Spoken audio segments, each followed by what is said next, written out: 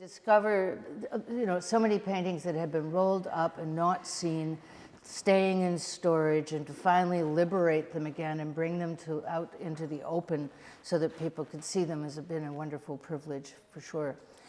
It's also been a great thrill for me to be able to learn from you and listen to the many interesting things you've had to say about your work. She's going to take you walking around so you can move and be in front of the paintings as she's talking to them. And so Yvonne, thank you so very much for being with us and trusting us with your work. So what we're going to do, we're going to go from work to work according to the periods, different periods. My father was an abstract painter, so I actually grew up with abstraction.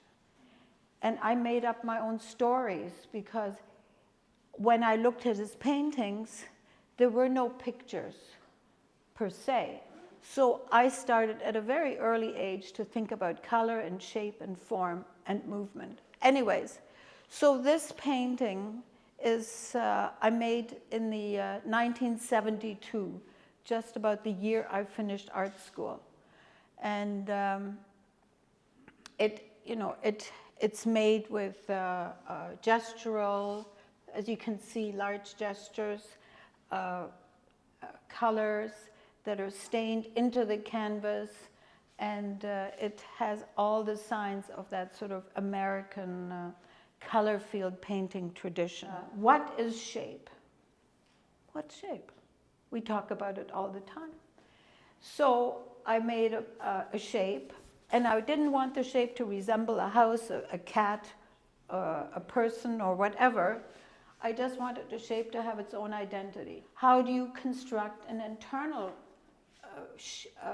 configuration, an interiority to this shape that has integral relationship to its external parameter? So I did something very simple. I ran my fingers along the edge, and where it changed directions, in some cases I call that a significant point.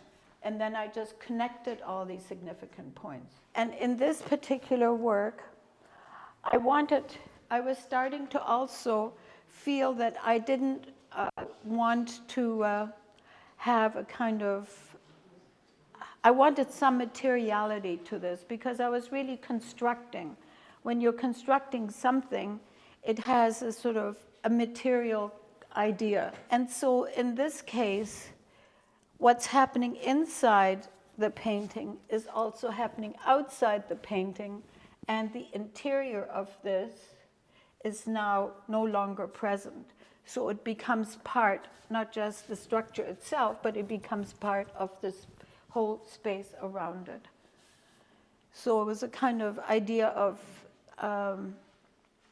both working with shape, structure, interiority, exteriority, materiality, and integrating it into the space in which it exists. So the fact that these brick wall, the brick wedges, and there's a movement, and particularly as you move in relationship to it, unfortunately now the light.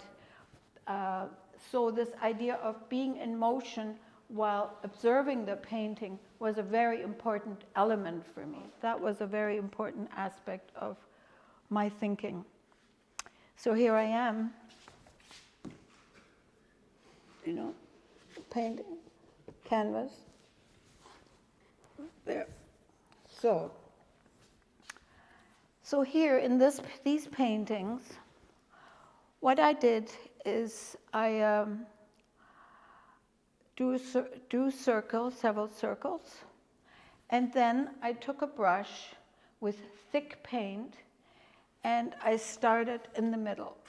Okay, like very slowly, very slowly, very slowly, very slowly, very slowly, and the vibrations of my physical body become like a record. And so I'm looking forward to seeing them with new eyes again tomorrow. Somebody said about travel that travel rinses your eyes. Apparently this is a Newfoundland expression. And it does, you see things in a different way, but also listening to the artist's perspective. Some artists give talks. We had one artist come for a talk, and when we asked her to talk, she said, "I paint." And she stopped at that point. And it was you know, fine and dandy for her art to speak for itself, but it wasn't nearly as illuminating as you talking about your experience and the things that have informed your work. So thank you very much for that, Yvonne.